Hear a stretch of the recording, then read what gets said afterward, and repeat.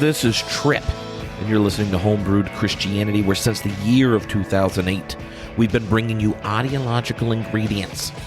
That's right, interviews with philosophers, theologians, biblical scholars, and today, economist Richard Wolff. That's right, this is part of our current online reading and learning group called Capital Change. It is an exploration of theological and religious critique of our economic system. You can join that group and get access to everything by going to mammonorgod.com. That's right, catchy, right? mammonorgod.com. There you'll get 6 weeks of interaction with Jörg Rieger, theologian who regularly engages in economic critique. You'll get and special guests with people like Richard Wolff. Anyway, today on the podcast, we have his first visit, but I've been a long-time listener and learner from Richard Wolff, Professor of Economics Emeritus at UMass Amherst. He's a currently visiting professor at the New School in New York, founder of Democracy at Work, and you can check him out online at rdwolff.com.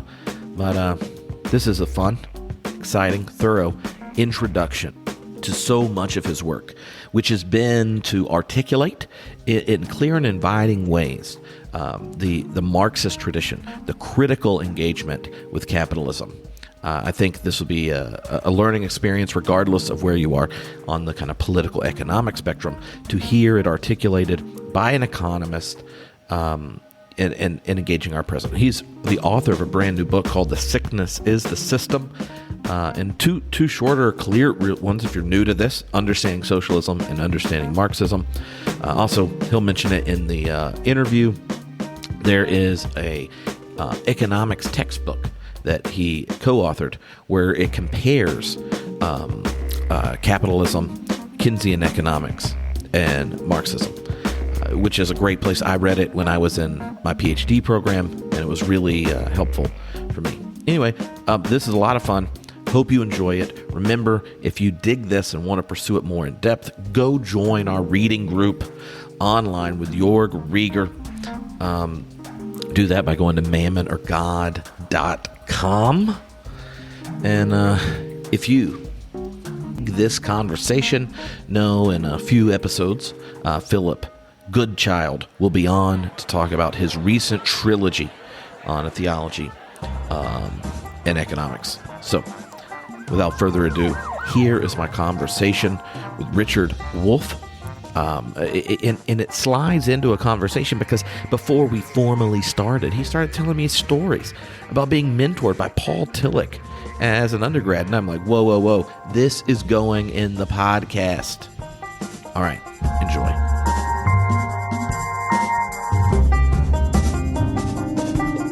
Just you might be interested to know that when I was an undergraduate, the second most important influence in shaping my, whatever it is you want to call ideology or politics or philosophy, was a German refugee who had become a professor of religion.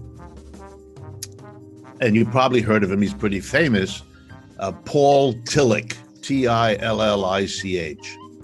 And I had a letter from my father that I carried with me, and in my freshman year, quite intimidated, I made an appointment to see this austere professor. By that time, I had seen that he occupied this very elegant office, and he was surrounded with all of the halos that go with this academic posturing that we all live with.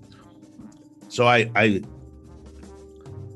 my father had sealed the letter in an envelope, and like a good son, I did not break the seal. So, I was carrying a letter whose contents I did not know to give to the esteemed professor, which I did. With no ceremony at all, he tore it open and read it, and then proceeded to talk to me in German. And since German was in fact my first language, because my mother was German, this was fine with, I mean, I can do that. I could do it then, I can do it now. But what he was basically telling me was that my father had asked him to sort of take me under his wing for my 4 years in college, which he immediately said he would be happy to do, which gave me an enormous relief. When he started telling me this, I started turning red with embarrassment. What is my father doing? What is he supposed to do? Help me go to the bathroom? Yeah. I mean, what? And then it turned out that my father, who had also grown up in Germany, although he was by nationality French, my father had been head of the German socialist student movement, and Paul Tillich had been head at the same time of the Christian socialist student movement. And they had organized both conferences and meetings and demonstrations together and gotten to know each other, which is why he wanted me to deliver this letter. And Tillich was so delighted that I was immediately ushered in. Freshmen were not allowed to sign up for his classes. Only, juniors and seniors were eligible. Blah, blah. All of that was waived, and I was given and I met with Tillich quite a few times, and we spent the days talking politics in German. Oh my goodness. That is like the coolest story ever. And the idea of going into Tillich's office with an unopened letter from my father is rather terrifying. Yeah, it was. I had no idea what was in there, but as he read it and began talking to me about it, I got embarrassed beyond, like a teenager, when you take your teenager somewhere and he or she is mortified that you're there, that you old fuddy-duddy, all that. So, all right, so I'm ready whenever you are. Oh no, I think that actually is like a great way to. I think set things up, because of how many people listening to this are going to be familiar with someone like Paul Tillich. We've talked about him a whole bunch of times on the podcast, used him in reading groups we've ran before, and Paul Tillich, like almost all the major theologians of the 20th century, were socialists, and it wasn't Absolutely. like an accident. It was informed by the Judeo-Christian tradition, also connected to the prophetic tradition in Islam. And so I wonder if your own experience in the academy, as someone who had that connection point between your father and Paul Tillich, and then go on to study economics, how is the idea of the kind of Marxist socialist critique of the economy alive in the area where you talk about God and not normally acknowledged and taken seriously in economic environment until recently? Like, what do you think's going on at play in that kind of distinction? Well, I could tell you that, first of all, I am a firsthand witness to Paul Tillich's commitment to socialism. Nobody should have any ambiguity about that. I mean, I sat in his office, I don't remember that, somewhere between 5 and 10 times in that first semester.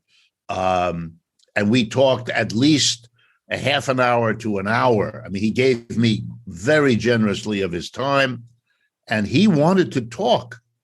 I mean, he assumed correctly that being my father's son, I was at least open to all of this. He quickly learned that I was already enthusiastic, not just open to all of this, which pleased him no end, because he didn't have that many people he could talk to about this stuff. And so, we were full of that. And the biggest way to get at the difference is both of my parents were refugees, running away from Nazis, as Tillich himself basically was. But my parents, I was the first son. I was born in Ohio. I mean, I'm an American by birth. But I was the first child, and I was to succeed. I was to, It's a very typical immigrant story. If your folks are immigrants and if they've had to pull up stakes and leave wherever they came from under tremendous pressure, my parents arrived, they had no money, no relatives, no, nothing. What basically saved them was something called the American Friends Service Committee, the Quaker, which was a very good organization for refugees. It really helped. And that put my folks into Ohio, which is why I was born in Ohio.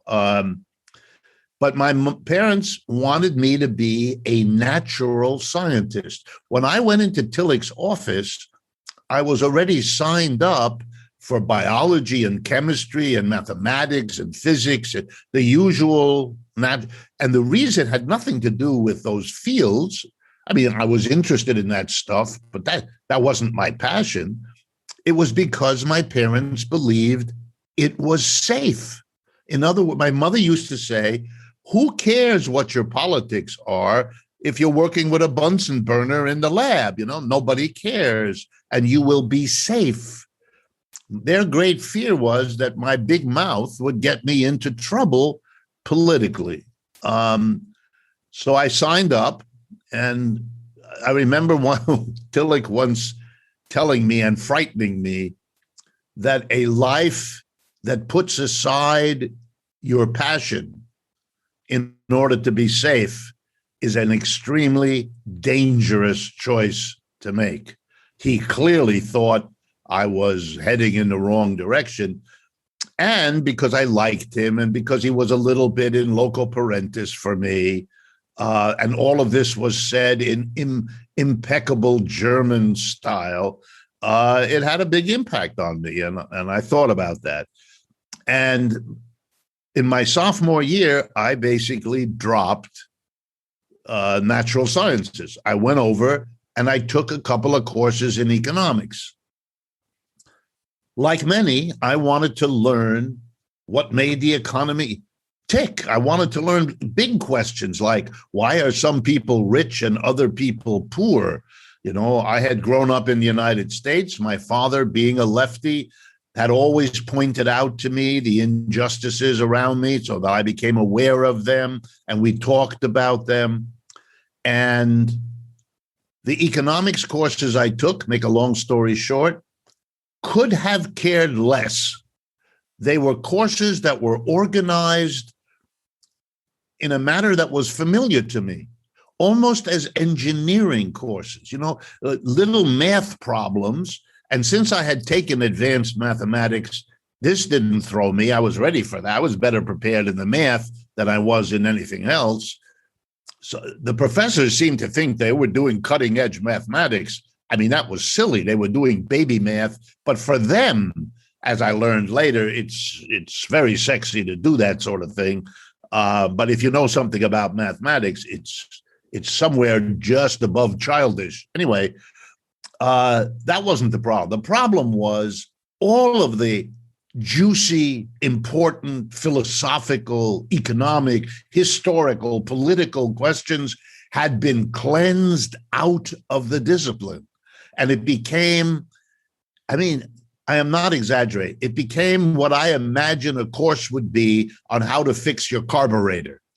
It's not going to explain to you motion or combustion. It's going to tell you the air comes in over here and the gas comes in over here and a spark comes in over there. And then this thing happens and it moves your car. And you learn that, and then you learn how to fix whatever goes wrong with this thing. I recoiled in horror because it was so disappointing. It's like you've been built up all your life for some kind of food, and then finally someone serves you a plate of it, and it's like tastes like last week's mashed potatoes. It's nothing. And so I left. I didn't major in economics. I majored in history, which I loved, learning about what had happened and why it happened. And then, but the trouble is, by the time I finished and I graduated, what I had learned from studying history was that I would have to understand the economics. There was just no way out of it. The economics was crucial to what was going on. So I went to graduate school in economics and became an economist, but it was really this sort of strange route that ended me up there. Mhm.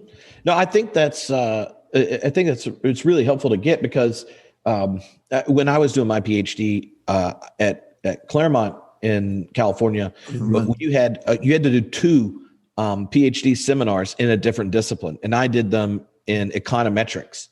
Whoa, yes. And it was like I joked with my friends after it. As it's kind of like going to a catechism class, Right. and they call it philosophy because all the other live options, all the kind of foundational questions, all the study of the historical movement that leads to a particular set of conclusion, you abstract all that away. And then they're like, now we're going to do catechesis now. Here's the solutions to everything. And you're sitting there going like, hello. Yeah. And it's when you think of kind of how a economy functions, that in discussions, public discussions about the economy, I think there's a whole host of assumptions that we have, until you develop a critical thinking, have internalized in just the public discourse.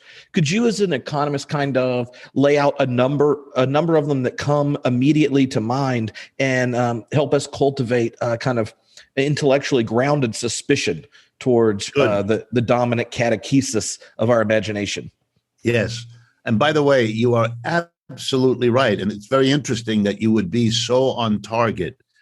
That's exactly what it is. Economics as it is taught, what we now call mainstream economics, which is the overwhelmingly dominant paradigm used unconsciously as though it were some sort of settled matter by the politicians in this country overwhelmingly, by the media in the country overwhelmingly, and unfortunately by the academic teachers of economics at all levels. Usually taught, well, let me give you a simple illustration.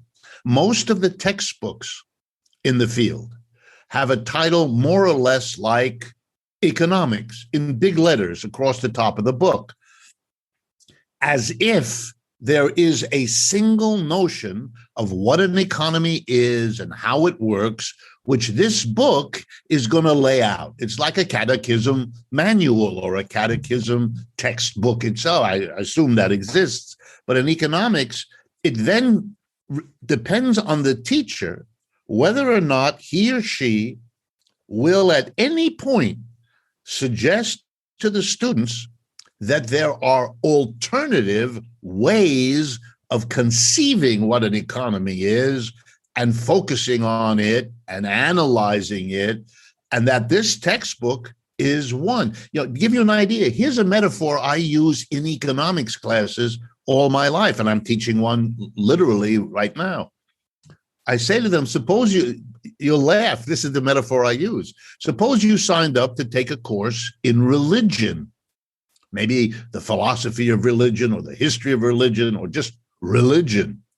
And as the lecturer started going, you realized what he or she was doing was giving you the religion of the Southern Baptist Convention. You'd raise your hand after a while and you would say, because you're a nice person, look, I'm very interested in the Southern Baptist Convention. I understand that's a religious tradition. Millions of people are involved in that. I want to learn about it.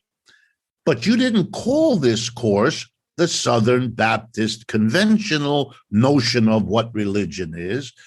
And so you've got to either change the name, which that'd be fine, or give me something about the others.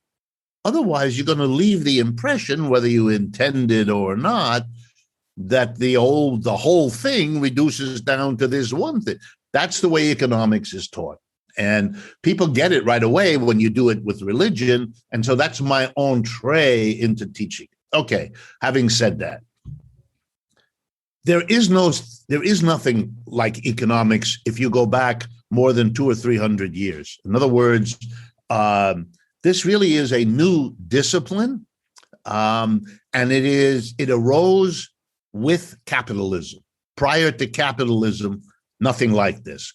What you had before capitalism, and you can find what I'm about to say in St. Augustine or Thomas Aquinas or any of the great religious traditions, or before that, with all the way back to Aristotle and Plato, they will talk about what we now call economics, but always within the framework of what we would now call an interdisciplinary or multidisciplinary framework.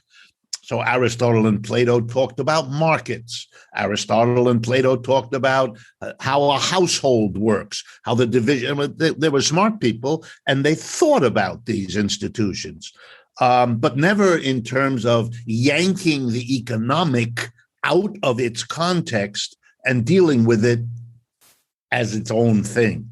And the same is true for the Church Fathers or any of the other traditions you might look at. I'm not familiar with traditions outside of the European, so I can't speak to them, but my guess is that you would find more or less similar thing. It's only in the 17th, 18th century that suddenly people begin to pull out of the social totality a subsection of it and call that the economy. And the very word economic has to do with the Greek word how the household is organized. So the economics gets pulled out and people begin to be interested in it. But notice how I'm already playing with the word it. What is it? And the answer really can only be inferred kind of backwards when you see what the early economists, people who became aware that they were focusing their analytic on a subsection. And very instructive in that is the father of modern economics, Adam Smith, who was in fact a professor of religious studies, right there where you are, I believe, in Edinburgh or Glasgow. Oh yeah, we got a giant statue of him and David Hume on the walk into the office. Right. So taking him, he's a giant in all of this. But in any case, he asked the question based on what he had been reading and thinking, and what pamphleteers who had been writing about these things for about 100 years in the English language. They took the problem to be the following. And if I can get this across, and if you can share this with your audience there, this would be extremely important. For them, a mystery had arisen, a mystery in the world that they wanted to unmask, to bring into the light of day, to analyze, to figure out. What was the mystery for them? And the answer is, it was what had happened in the transition in Europe, starting in Great Britain, from the feudalism that had pre-existed for centuries to this new capitalism, from an economy that was relatively clear to everybody. You know, if you lived on a feudal manor anywhere in Europe, you kind of knew who the boss was. It was the feudal lord, the guy who lived in the fancy chateau that we still visit as tourists all over the place. You know, the guy who presided, the guy who made all the key decisions, the guy who, when he entered the church, which it was clear he funded, would be received as the great man of the area. Everybody kind of knew their place. You were a serf. You were an in-between. There were some of those. A yeoman farmer, which meant you weren't a serf, but you weren't a lord. You were in between. And suddenly, I'm exaggerating now, but just to make the point, over time, something intrudes. And that something is what we would now call the market. See, before the market intrudes, you had a division of labor, either inside the household or in the village or in the feudal manor, which could encompass multiple villages. And the Lord presided. And you were the baker. It was your job, because there was a division of labor in the village. You made bread. And you did that probably because your father or mother had taught you how to make bread, because they had had that responsibility in the prior generation. And you understood that the bread you made was then distributed to other people so they would have bread to eat, but they were engaged in other things like making the pots and pans you needed to do the bread baking, or the furniture because you needed a chair and a table, or the clothing, or whatever. So you had, in feudalism, division of labor, and it was arranged. There would even be ceremonies, sometimes, in fact, often sanctified by the church, which would have rituals to accompany the redistribution of output from the division of labor and so on. Then the market arrives, and the market introduces a mystery. And here's the mystery. I make bread like I always did, like my father and grandfather before me did. But they all knew what would happen to the bread. They knew it would be distributed and all the other families would have bread for their children, blah, blah, blah. Now, something mysterious. I go to a specific place once a week and I lay out on a blanket my bread. And people come to me who have made other things, and we engage in a quid pro quo, something we now call an exchange. They give me 4 oranges, I give them 2 rolls, or they give me a shirt and I give them a bread. Which means, here's the mystery. I'm working like I always did. I'm making bread as well as I always did. I'm producing as much bread as I always did. But my standard of living is now dependent not on my work and not on the importance of what I do, but on the exchange rate between my bread and everybody else's product. So I need to understand what the hell is going on here. Why one month is my bread worth a ton, and the next month, my bread, I can't give it away? One time, my work as a worker is rewarded in a way I appreciate and respect, and the next year or the next month, I can barely survive, even though the work I do, the effort I put in, the care I take is the same. This struck people as it blindsided them. It was a part of a historical evolution that nobody, not the church, not their family, nobody prepared them for. Nobody had an explanation. It was a burning, urgent issue. Now, I'm going to say something stark, but it's the truth. That's where economics begins, by analyzing this question and offering itself as an explanation for why bread, 1 loaf of bread, fetches 3 oranges or 6 shirts or 2 Hail Marys or whatever else is up for exchange. That's why, for example, to this day, many economists begin the class they teach as if nothing were more obvious and appropriate than telling to students, we're going to be analyzing the market and why the price of this is as if this were written in stone, handed down by Moses, along with the tablets. He was good. This is what you do. That's step 1. Now, step 2. So in a way, Adam Smith defines the problem that then defines the profession and the discipline. But in seeking to answer this question, to solve the mystery, to analyze it, he offers an explanation. And if you're a Hegelian, you're going to love this. His explanation is the price or the value, and he uses those terms almost interchangeably, an issue which will become very important later in economics. But he gives this answer, and it's in the Wealth of Nations if you want to find it. The value or price of everything, in the end, depends, and here come his words, on the toil and trouble needed to produce it. You want to know the value of a bushel of potatoes? It's ultimately determined by the toil and trouble needed to plant the seeds and water the plants and harvest the potatoes and all the rest.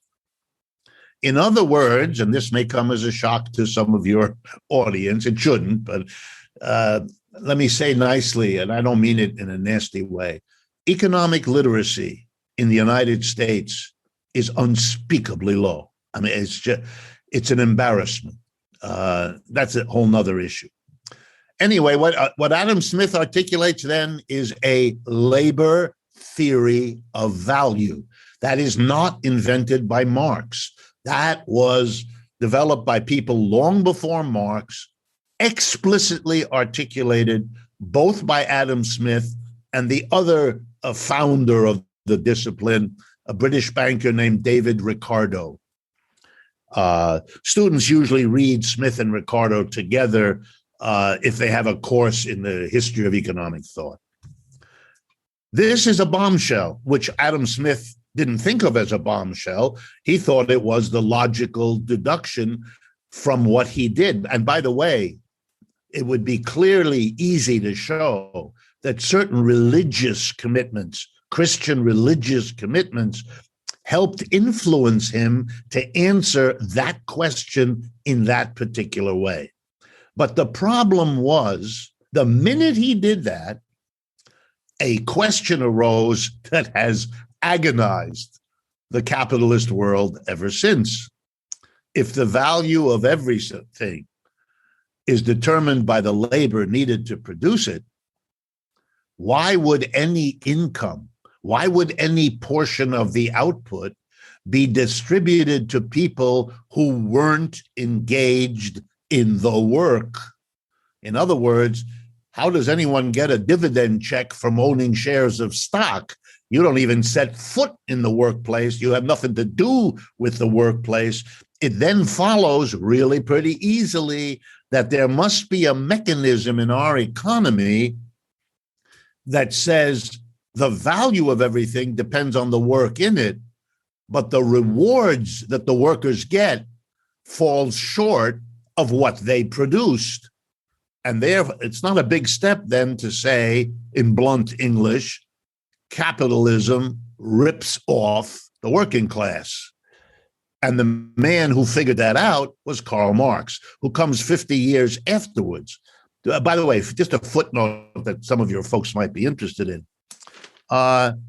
Very, very few of the giants in economics spent anywhere near the amount of time Marx did studying his predecessors.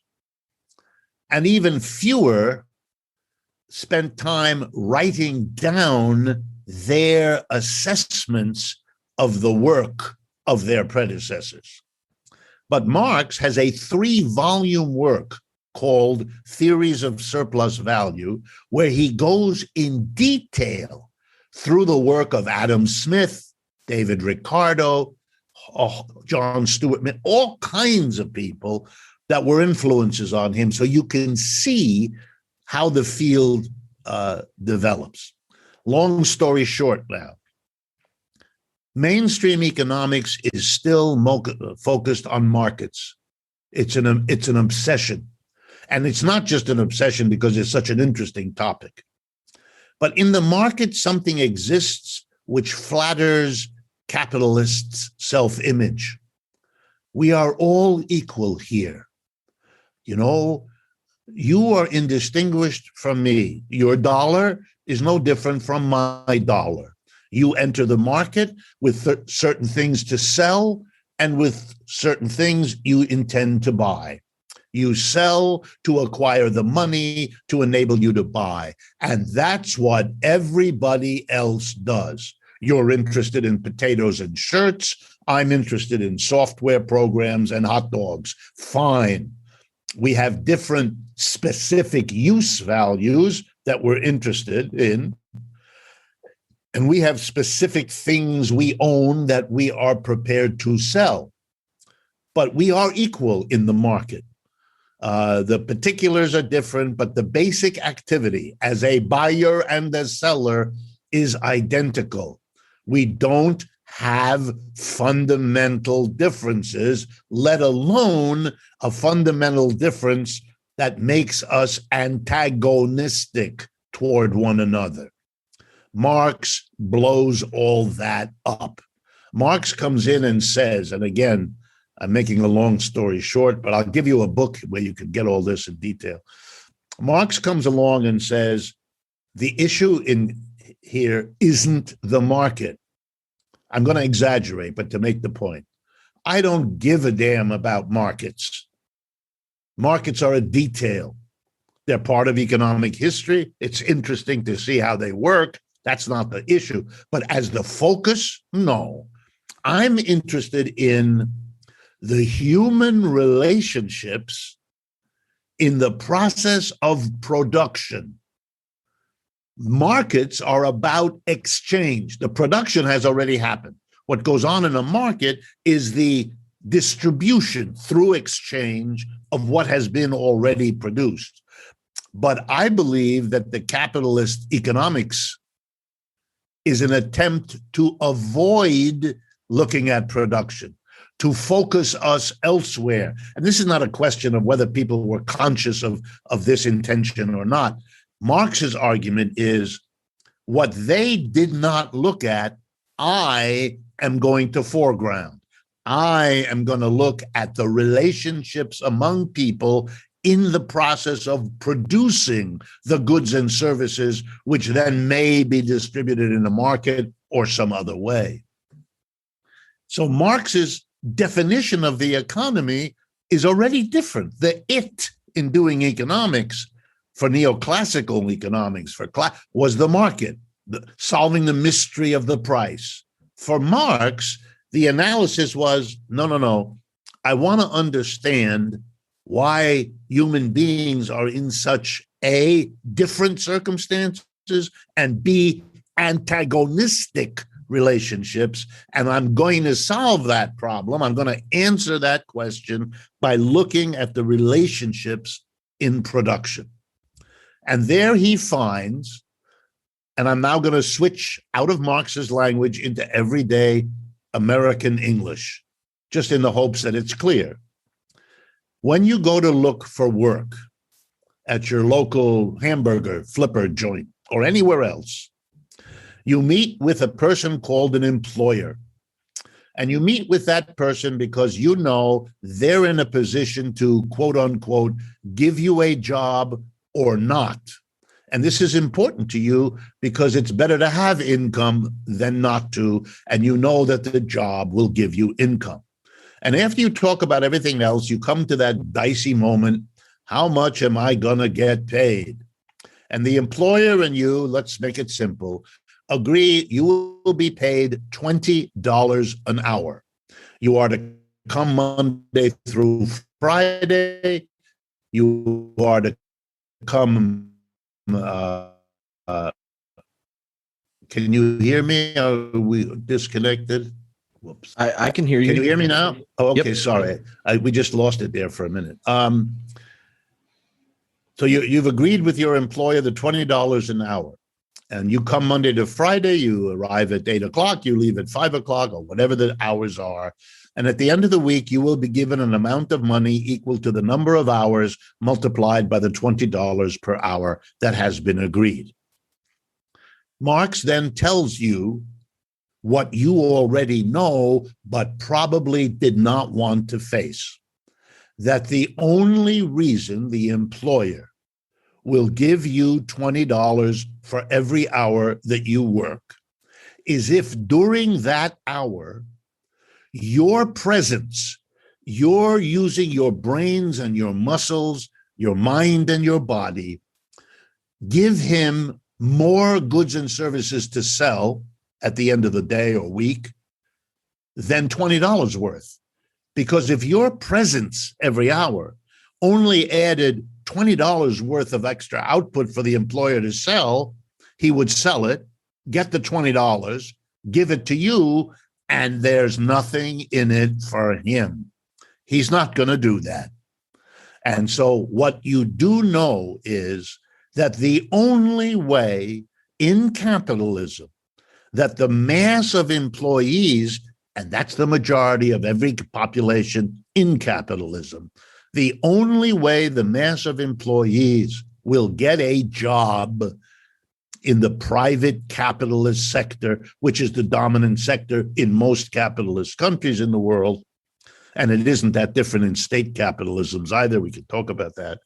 But in the private capitalism that was Marx's concern, it means that the condition of the working class, the situation they are in during production, is that they produce more value. In economics, it's called value added. The labor of the worker adds value that is greater than the value of the wage paid to the laborer. Marx calls that exploitation.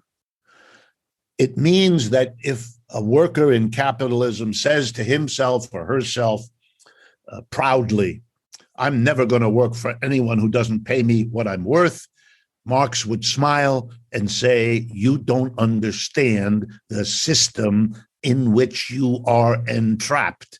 That option of working and receiving the value added by your labor, that's not available to you any more than leaping over the Empire State Building by practicing a lot is available to you. It ain't going to happen.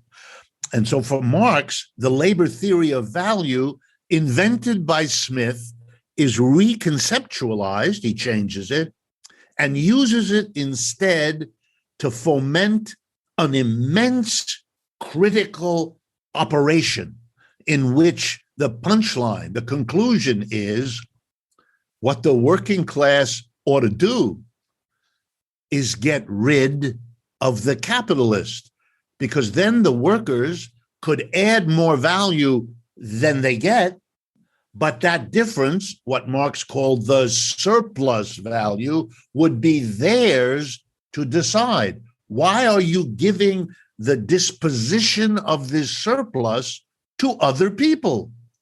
This makes no more sense than the serf giving the surplus he produces to the Lord, or the slave producing more for the master than the master gives back to sustain the slave. And it becomes the founding insight of socialism. I'm sorry I took so long, but it's really helpful, and I think it was really clear. And one of the regular responses I think that comes up when you start to see how Marx, a lot of people dismiss Marx because of a certain historical kind of attempts, right, at communism or something. But one of the things that strikes you just in reading him is that he was more attentive to the actual outputs, the lived material relationships of capitalism, than the people telling the stories today, right? And you emphasized it, and I first discovered you of sorts like when you released When Capitalism Hits the Fan in the 2008 downturn, and you recently published a book called The Sickness is the System, When Capitalism Fails to Save Us from Pandemics and Itself. So I wonder if you could use that kind of the critical eye of Marx and help us understand why we probably shouldn't just assume this is as good as we can do, that the logic of cyclical downturns could, especially for people of faith, be something we should organize and address so that our ecosystem and the network of well-being could actually resemble, the character of the ultimate reality, that we confess to. Okay, let me try to get at this. And I'll put links to all this on the post, everyone. So if you're like, oh, what was it he just mentioned? Because Dr. Wolff has tons of amazing resources. Yeah, a footnote before we go. Some years ago, we were approached, my colleague and I, with whom I did a lot of my work, Stephen Resnick, who was a professor at UMass Amherst with me for many years. Our last book together was a response to publishers coming to us and telling us that, and this goes to the very thing we were talking about a few minutes ago, that there was very little in the way of systematic comparative economics. That in other disciplines, it is assumed to be appropriate to recognize different approaches and to teach students something about the history and the differences among the alternative approaches. To do something so normal that, for example, when I was a history student, we were required to take a course in historiography, where we were taught how different people, whether you go back to Thucydides in ancient Greece or anything in the modern, people understood the task of history differently and so forth.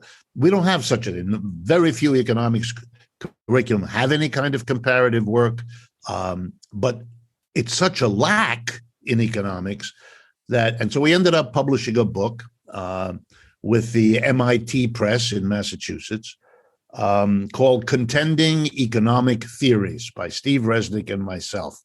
There you will see the systematic comparison between the dominant paradigm today, neoclassical mainstream economics, Keynesian economics, which I'm going to talk about in a moment, and Marxian economics. And the three are presented in a systematically comparative way, so you can see what's at stake in their differences, why it matters, and then draw whatever conclusions for yourself that you want to. Okay, here's a story. Capitalism begins in Britain, in England, and so on, back in the 17th century. At least that's how we usually date it. So here it is, 3 or 4 centuries old.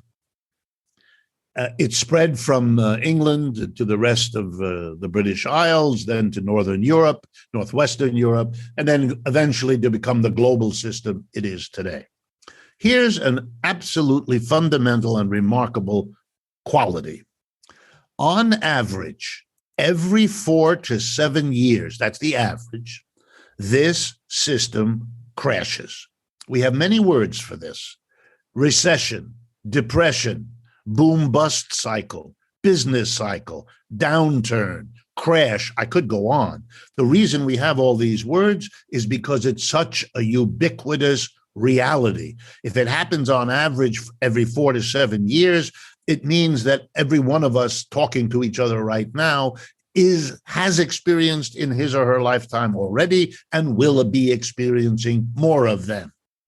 Number 2, the capitalist system has felt itself to be vulnerable because of these cycles. It's a little bit like a person recognizing that they have one or another mental problem that causes them difficulty, and they face it, and they realize they got to take some steps to cope with this.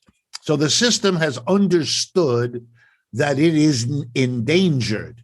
And to be very blunt here, it's endangered because these crashes have no logical explanation for the mass of people. They happen a little bit like a storm that you weren't expecting that comes and ruins your picnic. It's every 4 to 7 years, you are at risk of losing your job, losing your income, being unable to make your rent payment, your mortgage payment, cover the cost of your child's college education. I mean, how are you supposed to live your life in a system that either plunges you into unemployment every few years or threatens you to do so? These are, you can't make a commitment, you can't make a plan. This is a system whose instability is intolerable. And it is dangerous for capitalism because there's always the risk that people, for example, like me, will respond to one of these downturns by arguing to our fellow workers that this is a systemic problem and needs system change to solve. And then the system itself becomes in danger. So the capitalists, this is the point, have tried for all 350 years of this system to stop this, to overcome this, to end these cycles. And their efforts, that brilliant men and women across the world have worked on this, Those efforts are one large, resounding failure. In the worst crash of capitalism to date, the Great Depression of the 1930s, the worst, a whole new economics was generated in Britain, led by the man whose name now defines that kind of economics, John Maynard Keynes. And he produced something we now call Keynesian economics, which was another way to analyze capitalism, intending to save capitalism from its own cyclical instability. And he developed what we now call monetary policies, the behavior of the Federal Reserve, for example, fiscal policies, running these huge deficits, the way both Trump and Biden are doing, et cetera, et cetera. And these were supposed to overcome the crisis. Well, obviously, they didn't. And to show you that how viable the 4 to 7 year average is, let's just do a count together. We are in a new century. It has about 20 years of age this century. And we have had the following: the so-called dot-com crisis in the year 2000, the so-called subprime mortgage crisis in the year 2008, and the so-called COVID crisis in 2020. 20 years, 3 crises, right on target, right on time. We haven't solved it, which means capitalism remains vulnerable. And I can give you an example of the vulnerability very personally. Up until 2008, as a professor of economics all my life, I would be invited to do a radio or television interview maybe once every 3 or 4 months. Since 2008, I am now doing radio and television interviews roughly 3 or 4 per day. There is your answer. My voice, which is a critique of capitalism, an advocacy of system change as the only available solution, is now part of the national conversation in the United States. And that's not because I'm eloquent or that I have something new to say. I'm not that eloquent, and I can assure you it's not new. What is different is an audience that is hungry to understand what the heck is going on in a society that gives us every day more signs that it is falling apart. And that has always been a problem. Now, you can try in a dozen ways, and capitalism has always done that, to excuse, to distract, to get people not to think about what it means. When I teach this in the classroom, at this point in the explanation, I stop, I pause, I lean across the lectern and look into my audience, usually college students and so on, and I say to them, if you lived with a roommate as unstable as capitalism, you would have moved out long ago. And everybody laughs because there is a moment of recognition. They get it. Maybe better than all my explanations, the little story, which happens so often, the little parable gets the idea across. So here's some of the explanations. Well, you already saw it. When I gave you the list of the 3 crises of the 21st century, I had a name attached to them. That comes from the media. They call it the COVID crisis. They need a name that distracts from the system that's critical. We've had them every 4 to 7 years, whether there's been a virus or not. The subprime mortgage, we've had phases of American history and of every other capitalism where suddenly people were in large numbers unable to meet their mortgage payments. That's not new. That's not exceptional. For every time that it had to do with a crisis, I can show you an example where you had that event without a crisis.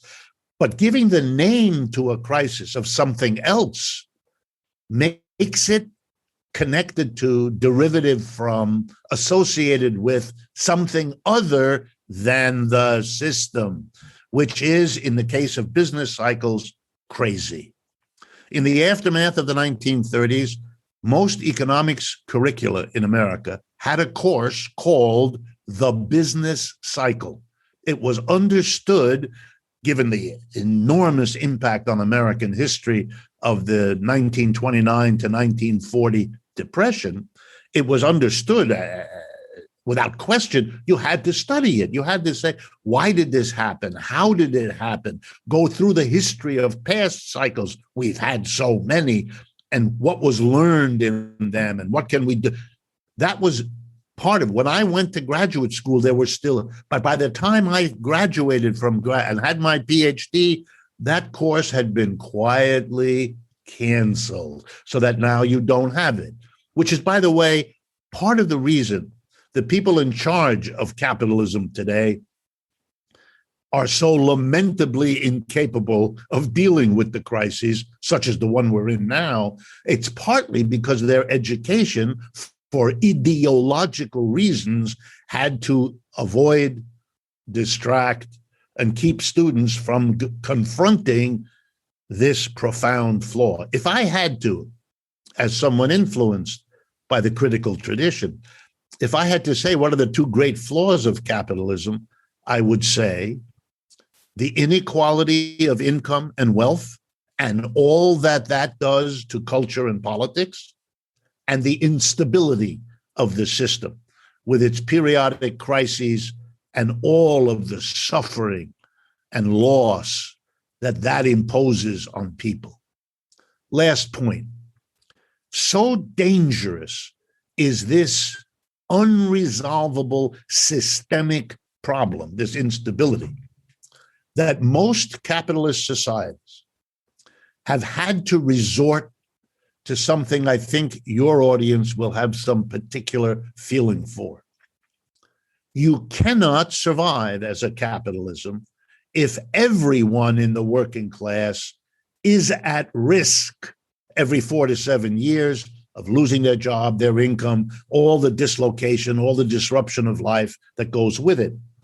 So what the societies have done is separate their working class into two parts. One part is told in so many words, you don't have to worry. When the downturns come, your job will not be at risk. The other part of the population is given the horrific task of being capitalism's instability shock absorber. When the downturn comes, you're going to be the first one fired. And only when the recovery happens, you will be the last one hired. In the United States, that shock absorber role has been handed to the descendants of slaves. And in a secondary way, to women. Women who go out of the labor force when times are good and are yanked back in when times are bad, because their husband's income then doesn't cover, and so they go to work. Those who don't have to do it anyway all the time. But what it does, and I want to drive this home in the United States where it matters so much, it gives you an explanation for why the horrific subordination of people from Africa in American slavery wasn't ended when slavery was ended. Lincoln's Emancipation Proclamation freed the slave, but subjected him again, and him and her, to being the shock absorber population for capitalism cycles. You cannot raise a family if every 4 to 7 years you're bounced out of your job. If you're the man, and if you organize your family so that the man goes out and the wife stays home with the children, then the man is unable to provide for his family because he's the first one fired and the last one hired. And how is he going to think of himself as an adult, successful man if he's defined in relationship to supporting a family, but put to work in a society that will systematically impose its instability on them? And then the last step of it, teach the white people that the reason the black people are unemployed is because there's something wrong with them rather than being entrapped in a system. It makes you cry, but it's an insight that comes from asking the questions about how this system works. And that's the value of the Marxian tradition. It teaches you how to do that. Oh, that is so helpful. So maybe a follow-up would be how that critical insight would read the story from the 70s to today. Because when you think of that dichotomy, like the shock absorbing group, in 08 and then now even more so, I think there are more and more parents waking up realizing that they were dutiful to the duties the market and culture gave them to not be the shock absorber. And now they know that their own life, and especially the life of their children and grandchildren, won't have the possibilities available to it that they had. Right. And when you're in that situation, be it if you're a counselor, it can show up with the guilt of a parent or grandparent in a counseling room, and it's a systems issue, not a personal one. Right. It can feel that way if you're a parent and you start to blame yourself. And so much of neoliberalism's propaganda is one where you internalize personal guilt and responsibility when the system doesn't want to acknowledge the humanity of your child, grandkid, yourself, your family. So in a number of your books, you've outlined how from really the end of the 70s on, this growing inequality and instability is, in some sense, is eating away at more and more people. And maybe that analysis would help kind of cultivate a kind of solidarity we need to kind of rally around alternatives rather than stabilizing a sick system. Right. Let me do that. But if you wouldn't mind, let me add a little point that I didn't make before.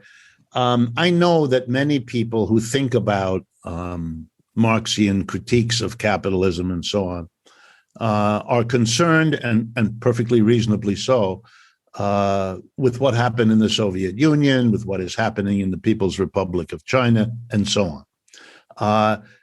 In no way do I shy away from that. Those are perfectly reasonable questions, and they require and they deserve a response. And I would just leave this thought, and maybe at another time we can go into this in some detail. Socialism, which arises with capitalism. The critique of capitalism is as old as capitalism itself, and no one should be surprised at this. Slavery always had its critics. Feudalism always had its critics. It's normal, natural, perfectly reasonable that any particular economic system cultivates among its people those who love it and like it and want it, and those who are critical and don't like it and don't want it. And a healthy society encourages these differences and the debates among them, because out of them will come understandings, insights, and the kinds of change that may make life better for everyone. Silencing either one of these is not a helpful contribution. We should have learned that from human history. Okay, so socialism begins more or less in its infancy with capitalism, and it grows with capitalism. In fact, I like to provoke my audiences by saying, nothing guarantees the future of socialism and Marxism so well as whatever growth the capitalists achieve, because they produce socialist criticism. It's like capitalism's shadow, and you don't get rid of it, no matter how much you play around with the lighting. Okay, but socialism went through an enormous change. From the 18th and 19th century, when it begins, to the 20th. In the early centuries, it was a movement of criticism, because nowhere in the 18th or 19th century did socialists get beyond a critical group of people, a critical magazine, a critical social movement, a critical labor union, even a critical political party. Only once, and that was for a few weeks, in the city of Paris in 1871, with the creation of something called the Paris Commune, did socialists have state power. And that was so fleeting and so short that while it taught socialists enormous lessons, for those of you who are interested, one of the most important pamphlets Marx ever wrote was his analysis of what was right and what went wrong in the Paris Commune of 1871, because he was alive and working at the time. And the second great student of what happened in 1871 in Paris was Lenin, who used his analysis and Marx's to shape his strategy. But in 1917, which let's remember is 100 years ago, right? I mean, we're talking about a situation which transformed social. Suddenly, the critics of capitalism were basically standing there, and everybody was looking at them and saying, "Well, what are you going to do? Now you have the power. Now you're in charge." And we have to understand that the first century, the one we're still in, the first century of socialists being in charge, they made a variety of experiments of how to construct. If you read Marx, you'll discover he never wrote a word about this. He didn't believe in that. That would, for him, crystal ball gazing. He wasn't interested in that. So think of it this way. These socialists had to suddenly become, and they didn't do a wonderful job. It was trial, it was error, it was clumsy, it was broken. And you know something? That should surprise no one. Because in the transition from feudalism to capitalism, it didn't all happen in a nice, clean, finished way. There were loads of experiments. Many of them didn't last more than weeks or months or a few years. Many of them were accompanied by violence, by failure, by large people dying. These are realities of transition. The demand you can make is that the socialists of the world have to learn from the mistakes of early experiments. They have to learn from Russia and China what succeeded and what should be built on and what was a failure and should be avoided. And there's no problem in doing that. No one should shy away from it. And it's an important point to make, particularly in the United States, where the anti-socialism is so strong. Okay. Let me go back then to answer your question. The United States has always been an exceptional place in the history of capitalism, but there's a very particular reason for it. From 1820, roughly, and by the way, we use statistics in economics that are very crude. Even the ones today are crude, but the ones when you go back in history are cruder still. But doing the best we can with the generally accepted statistics, from 1820 to 1970, the United States experienced something no other capitalist country did. Every decade, the real wage, that is the amount of money an average worker got, taking into account the prices he or she had to pay for what they used their wages to buy, went up. A rising standard of living for the working class every decade for 150 years. That's why Americans came to believe they lived in an exceptional place. Well, it was an exception. If you were religiously inclined, you might attribute that to God's beneficence. And there were lots of ways of conceptualizing it. But deep into the consciousness of Americans came this idea: each generation lives better than the one before. You're going to live better than your parents. They, in turn, lived better than your grandparents, et cetera, et cetera. All of this got built in. What was not understood was that whatever else was going on, this had to do with a capitalism that was on its ascendancy. The United States is a society blessed with rivers, fertile soil, ocean access on both sides, all the rest of it. It got rid of the local population with ethnic cleansing. I won't discuss that. You all know about that. So it could give a kind of new resource by killing off the people who had been here to the arriving Europeans. So think of it this way. For 150 years, the United States enjoyed the ride up the capitalist hill. Growth, reinvestment, expansion of business, ability to absorb successive waves of immigrants coming to the United States, getting absorbed, participating in this rising standard of living, which in turn brought more immigrants, etc. Here's the problem. In the 1970s, that all stopped. What do I mean? Basically, the growth of American capitalism came to a halt in terms of its working class. It didn't come to a halt in terms of investment, profitability, productivity. Those things kept going up. But 2 or 3 changes happened together that produced an end to a rising standard of living for the American working class. Here are the reasons. Number 1, American capitalists, over the 150 years of rising wages, had to pay the rising wages because of a very powerful labor movement that developed here in the United States, starting with the Knights of Labor in the second half of the 19th century, then the American Federation of Labor, then the great unionization drives of the CIO in the 1930s. So wages in America had been pushed up by labor militancy, but it had been affordable for the capitalists because they were doing so well as this capitalism took off. By the 1970s, however, wages in the United States were higher, much higher than most of the rest of the world, and capitalists were discovering competition.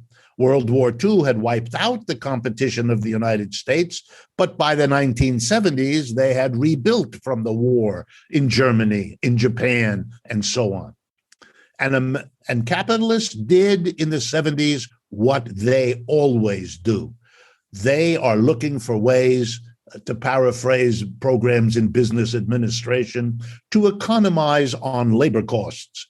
And what that meant in the 1970s was taking advantage of jet engine travel and the emergence of the internet. Why? Because that allowed them to move production out of the United States to countries where the wages were a small fraction of what they had been. And with the internet, you could have a camera looking at your workers in Shanghai, China, with as much clarity and supervisory capability as before you had exercised when the plant was across the street from your office. And that meant suddenly that the American capitalist class, and I'm going to use strong language because I want you to get the power of this, it abandoned the United States, which should have come as a surprise to nobody, because already before that, capitalists had abandoned the Northeast to go to the Midwest of the United States.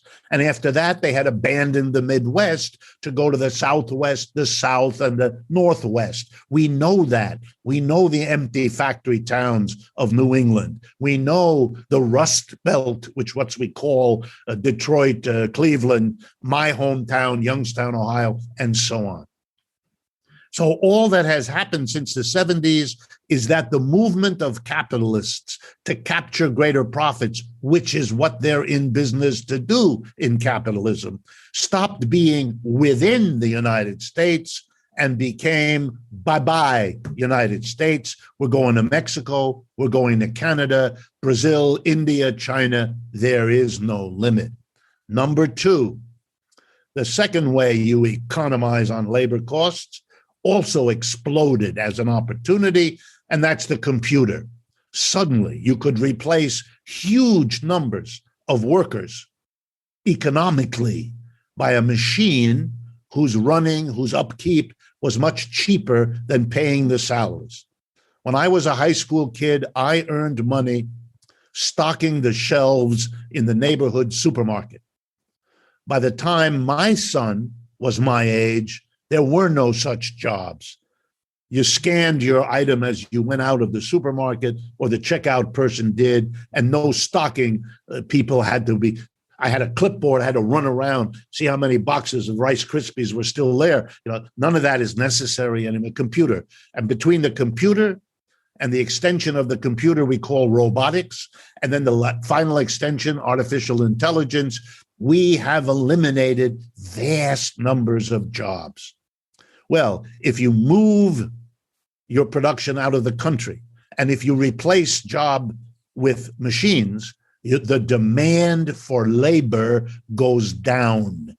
Meanwhile, the supply of labor is going up for two reasons. Number one, a tremendous movement among women in the United States, usually called women's liberation, in which women want to have an equality which is defined for them in part by being able to go out of the home, get a job, have the life, the prestige, the experiences, the opportunities to develop themselves that the men had always had. And then it became a necessity, because with the collapse of demand for the jobs men had always had, because jobs were moved abroad, because machines replaced them, the income of the men began to stop rising. And that meant if you wanted to access the American dream, you had to send your wife out, whether liberation lay there for her or not. Well, you put all this together and the impact on the United States, and I want to stress, an impact driven by the imperatives of profit-driven capitalism. It destroyed the American, I'm going to exaggerate, but I want the point. It destroys the American family. Why? Because the American family's emotional life was held together by the adult women. We can dance around it all you want. That's the truth. Were there exceptions? Of course. But it is the truth. And when the woman has to go out of the home to get a job, to realize her own self and her capabilities and her richness as a human being, and yet has to come home where the expectation typically of her husband is that she will continue to do the lion's share of home cleaning, of cooking, of child rearing, of attending to the elderly, and so on, you're putting women under an unspeakable pressure. And that pressure explodes the emotional network that she had spent so much of her effort before to sustain. It is an amazing thing as an American to watch, for example, the difference between sitcoms on television, family sitcoms in the 50s, with the father who has his tie and jacket and goes off with his briefcase in the morning to his job and comes home at 5 o'clock to his loving wife who has prepared a lovely dinner for the two of them and their two children, Dick and Jane, and their dog Spot, to enjoy. This fantasy is now gone. And instead, we have dozens of programs in which we laugh at the dysfunctional families on display. The husband and wife whose sexual connection is gone, the parents who can't influence their children, all of it, just the chaos of it all. So that's a powerful shaper of our culture. The next thing that's important to understand about this is that there was no discussion. This cataclysmic change, if you've enabled workers to increase their standard of living for 150 years, and suddenly that comes to an end, they're not going to get rising wages. By the way, just a footnote, the real wage of the United States, by real wage, I simply mean the money adjusted for the prices we pay, has been stagnant for the last 30 years. It goes up 0.5% a year, if that. And that's a statistical fudge anyway. For those of you that are interested, over the last 25 years, real wages stagnant in the United States. Over the same 25-year period, the real wages of the average worker in the People's Republic of China has gone up 4 times. Stagnant, 400%. You better understand what I'm saying, because it will help you understand what is going to happen in our world, because you could not have more dramatic, profound differences than that, whatever else is going on. Anyway, the wages stopped, and no politician got up and said, well, we as a nation now have to do something. What are we going to do? How are we going to cope with the fact that our wages aren't going up? They didn't do it in the 70s when this started. They didn't do it in the 80s or the 90s. To this day, when I tell this story, which is all available in the everyday government statistics that everyone has access to, Even today, the story shocks people. No discussion, no social plan for how to deal with this social cataclysm, the end of this story of rising wages, the end of American exceptionalism, the end. It meant that when the husband and the wife promised each other the American dream or promised the same to their children, they can't deliver it anymore. So what did Americans do? Very typical. We're an individualist society. So we imagined and made a terrible mistake. We thought we could respond effectively to a social problem, the change in capitalism's priorities geographically, by individual solutions. Let me offer a maxim. You solve social problems with social movements. Trying to solve social problems with personal adjustments is a very sad ending. Anyway, what did Americans do? Two things. Number one, if the wage per hour doesn't go up anymore, do more hours. So while the women were sent out to do more hours, the men did more hours too. And maybe the old people went out of retirement and became greeters at Walmart. And maybe the children who were teenagers did a little something on the weekend. You had a family that barely got together under new tensions when it needed to be there for each other more. It was otherwise occupied. And even more important, since when the women went out to work, they quickly discovered that the family needed a second car, that the mother and the household could get by with a set of clothes that were not adequate to go to a job in an office somewhere. So they had extra expenses. So it didn't solve their problem. So they solved it in the only remaining way. American workers became pioneers in a new way, no longer in a covered wagon going across the prairie. Instead, the American working class borrowed more money than any working class on this planet had ever borrowed. So that we exploded debt, because that way we could afford the American dream, because our wages weren't rising anywhere near enough to do that. But it meant, as sure as the sun is going to come up one of the next few days, that you cannot sustain a rising level of debt on a flat real wage, because it's the wage in the end that pays the servicing of the debt, the interest and the repayment. So then it became only a matter of time before this bomb blew up. And in 2008, it blew up. That's why we called it the subprime mortgage, because it begins exactly where you would expect it, by having one of the types of debt accumulated be unsustainable. By the way, over those years, mortgage debt, automobile car payment debt, credit card debt, and the last one, college student debt. Boom, boom. It's like an exploding balloon. And now we're done. We have a working class that can't borrow anymore because it can't carry the debt. The banks won't lend it. It's too dangerous. The wages are going nowhere. That's continuing. There's no solution. Trump had no solution. And to be honest, Biden doesn't have one either. Meanwhile, what do? We have an economic system that's busted.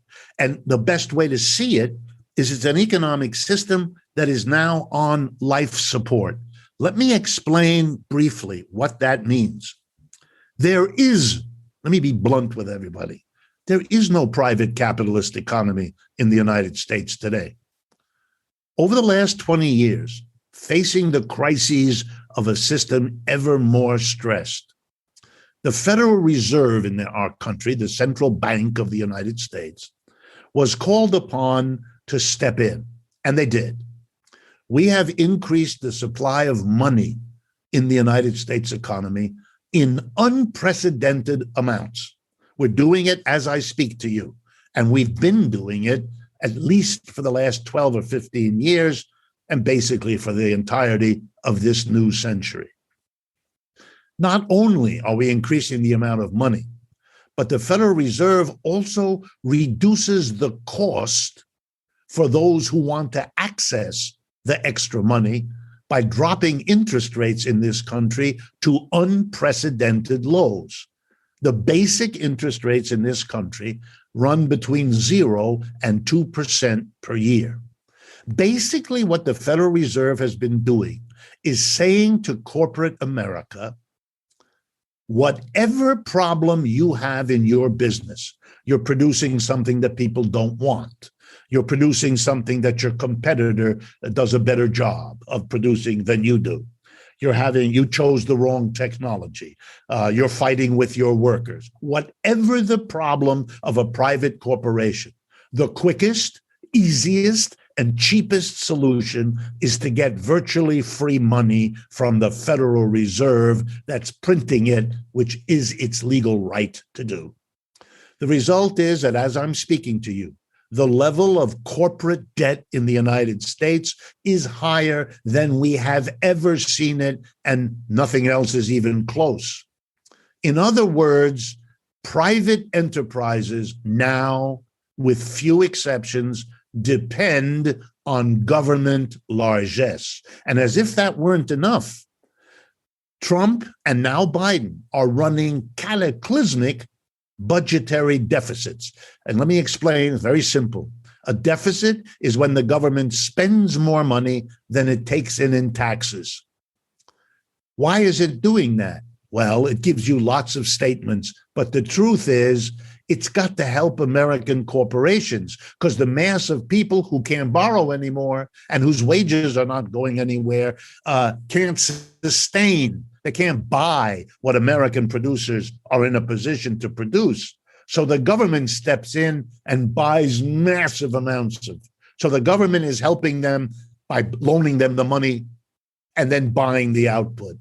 This is private capitalism on life support from the government. I have to take a moment because some of you have been influenced, no doubt, by a libertarian fantasy. That fantasy has to do with the government absence. In other words, private capitalism would be so great if only the government stayed out of it. This is very popular in the United States and always has been. Well, it was never more untrue than it is right now. The reason the government is doing everything is because the alternative is economic collapse. And you can wish it away, and you can fantasize it away, and you can celebrate a magical utopian capitalism, which in the absence of the government would have solved all these problems. But that never happened. That is a more utopian fantasy than any socialist I know of would dare to entertain. So to my libertarian friends, I don't think we have much of a conversation anymore. The world has intervened, and private capitalism without a government is now a total fantastical creation. And here's the last thing to add. For the first time in this last 75 years, which is a long time, the United States now has something that we're going to have to think about in a way we never did before in the lifetime of everybody in this conversation. The United States has a very powerful, successful economic competitor in the world, and that's the People's Republic of China. And that changes everything. Just like the ecological climate crisis, to borrow from Naomi Klein, changes everything, so does the People's Republic of China. And no amount of bad-mouthing and scaremongering and Cold War rhetoric and trade wars and tariffs, we're not in that. We're not fighting Iraq or Afghanistan or Cuba. We are now dealing with a very powerful nuclear-armed economic powerhouse that has matched the best we can do.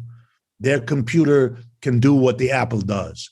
Their distribution system matches and competes with Amazon, et cetera, et cetera. That has to be factored in. To imagine that that's a minor irritant that we are going to slap away, that's to live 50 years ago. It's over. And the real question, which I would urge on a religious community to work on, if I may dare, the United States is now experiencing what it's like to be on the down of a capitalist cycle.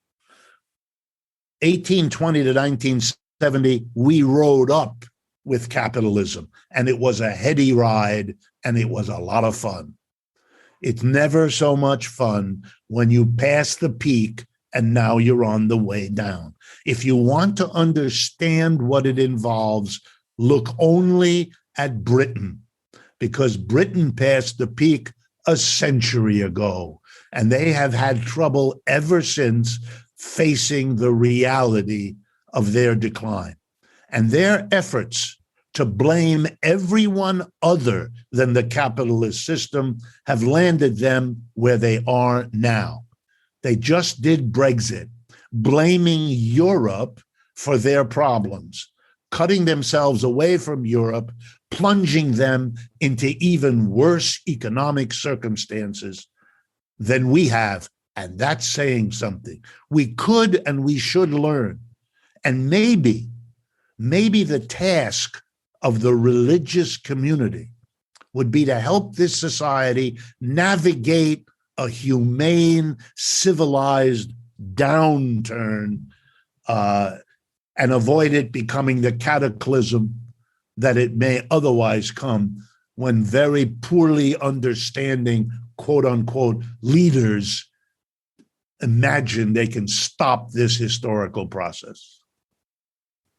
Oh man, no, I think that's a really important invitation, and I wonder how the shifts that are taking place internationally reframe maybe the task of the religious community. Because when capitalism and the nation states emerge historically, you end up where religion's dethroned as kind of the top of the heap, and the economy and religion then are kind of stewards of the nation states and movement. And over time, the market and the economy, especially multinational companies, are now telling countries what laws they need to have and what kind of assistance. And both religion and the state are now subservient to this economic power.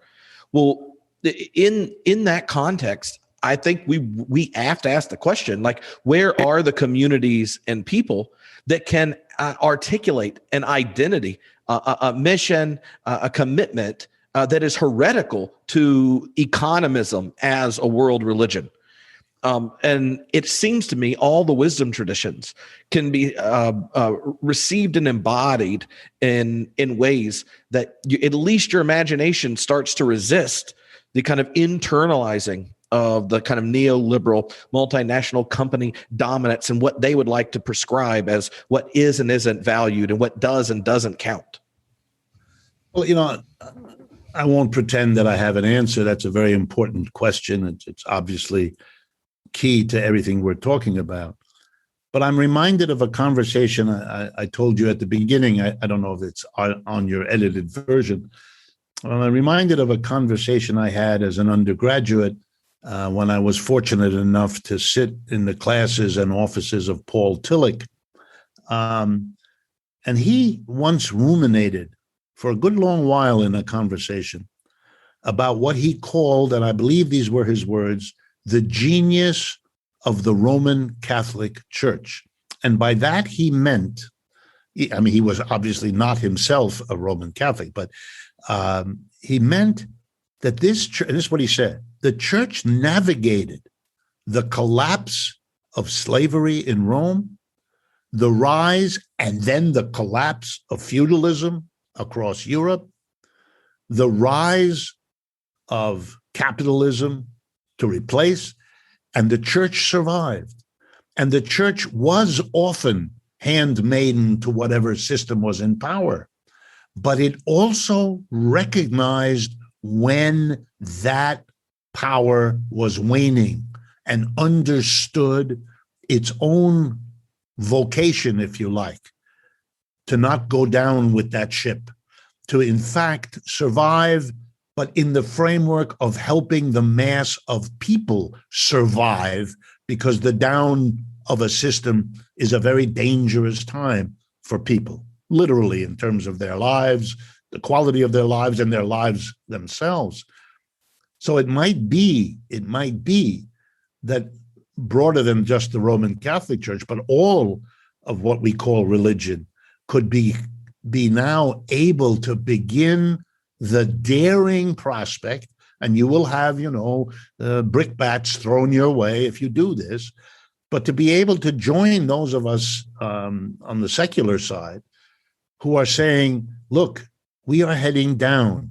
That can be a time of transition, of new opportunities, of a change in the way we live and interact with one another, or it can be a bloody cataclysm. We have the chance to shape it. Let's not miss an opportunity to do so, and let's not give way to cheap words and saber rattling that have unspeakable consequences. We know where that has gone, whether it's World Wars I or II, or any of the other, the 100 Years' War in Europe, or all the sad spectacles of what happens. But that would require the church community to be able to talk honestly about capitalism, alternative systems, transition. Let me close, because I realize I have another thing I have to do, and I'm sure your time is limited too. Let me close with something I say often, but I think it helps. Every economic system that we have any record of in the history of the world displays the following contours. It's born, it evolves and changes over time, and then it passes away. Slavery did, feudalism did, ancient tribal economic systems did, village economies did, self-employed kind of economic structures did. There's no reason to imagine that capitalism will be any different. And here's what we know. It was born, it has evolved, and that means the next step is that it passes away. The question isn't whether. The question is when and how. And I think if we're honest, in the long run, the mass of people will be very, how shall I put this, very deeply impressed if leadership in that understanding comes from the religious community. It would make religion once again a central shaper, let me call it, of daily life, a place you look to for some leadership, because instead of another horrific war, and let's not make a mistake, we are now coming off 3 wars in my lifetime: the war in Vietnam, the war in Iraq, and the war in Afghanistan. And unless you are very deluded, the United States was defeated in every one of them. That's why we're leaving Afghanistan, according to President Biden, in September with no conditions. And with look, I read French and German newspapers every day. Outside of the United States, these are understood as the defeats they are. Inside the United States, though, the pretense that there was anything else continues.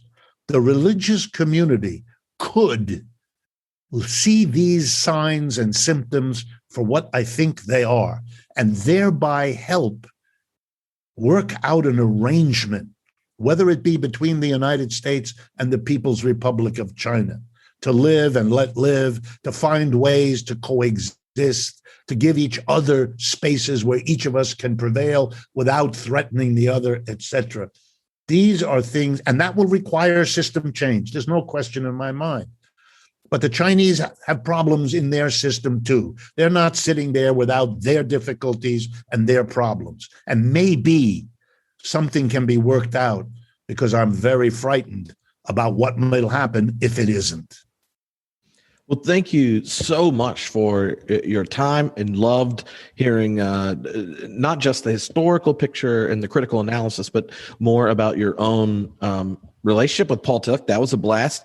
And I would just say, as someone who spent an inordinate amount of time reading Paul Tillich, You represent some of his most fine insights, namely that the real deep commitments that cultures have are the ones they don't question, and that is the task of the person of faith, whether they use the word God or not, to bring them to light and to challenge the idolatry at the heart of power. That was his critique of culture. I think you do it and exemplify it well. So maybe your dad set you up at the best kind of mentoring first date I've ever heard. Yeah. The letter to Paul Tillich in the office. So that was wonderful. Thank you. All right. My pleasure. And if you want, let's do it again sometime. Oh, definitely. Definitely. If this is your first time interacting with Dr. Wolff's work, I'll put links up there, and check out some of the other podcasts with its partners, like Harriet's Capitalism Hits Home podcast. If this is your first time wanting to address these issues and you're a person of faith, she will help you realize that the economic system hates the family. And if you want to be pro-family and pro-life, then there's no better way than sticking it to exploitative economic regimes. All right, sir. I will tell Harriet what you said. All right. Perfect. Take care. Bye. Yep. You made it all the way to the end of Homebrewed Christianity. If you dig this and you want to support bringing theological insights to the masses that aren't packed full of,